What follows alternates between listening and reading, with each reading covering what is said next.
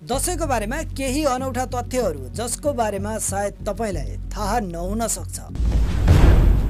परापूर्व कालमा एक वर्षमा 4 पटकसम्म दशैं मनाउने गरिन्थ्यो।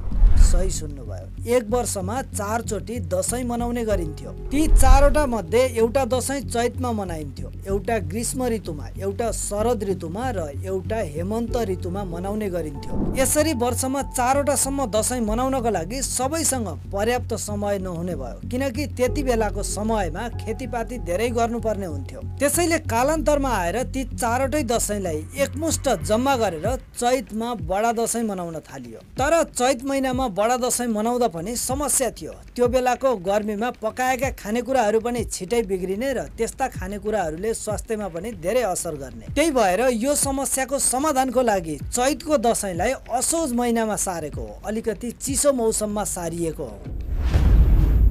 दशैंमा हामीले लगाउने रातो टीका र जमराको पनि छुट्टै विशेषता र महत्त्व छ। हाम्रा पूर्वजहरूले खेतीपाती र बालीनाली राम्रो होस् भनेर माटो र बिउ बिजनको पूजा गर्ने परम्पराबाट जमरा राख्ने परम्परा सुरु भएको थियो। त्यसैगरी धान उत्पादन र शक्तिको प्रतीक मानेर रातो टीका निधारमा लगाउने परम्परा सुरु गरिएको थियो।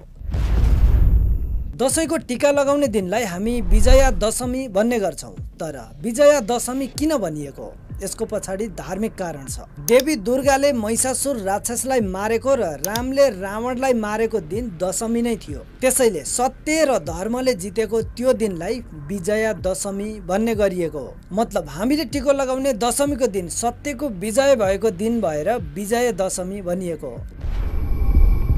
दशैंको 7औं दिन यानी फूलपातीको स्टोरी नेपालको इतिहाससँग जोडिएको पाइन्छ। पृथ्वी नारायण शाहले काठमाडौँ एकीकरण गरेपछि गोर्खा दरबारबाट 9 वटा वनस्पति फूलपातीको रूपमा ल्याउने चलन सुरु भयो। त्यसरी गोर्खा दरबारबाट ल्याएको फूलपाती हनुमान ढोका दरबार पुर्याइसकेपछि 21 तोपको सलामी दिएर फूलपाती मनाउन थालियो। दशैंको बेला कर्मचारीहरूलाई बिदा दिने र सेनालाई भत्ता दिने परम्परा पनि पृथ्वीनारायण शाहकै पालाबाट सुरु भएको थियो।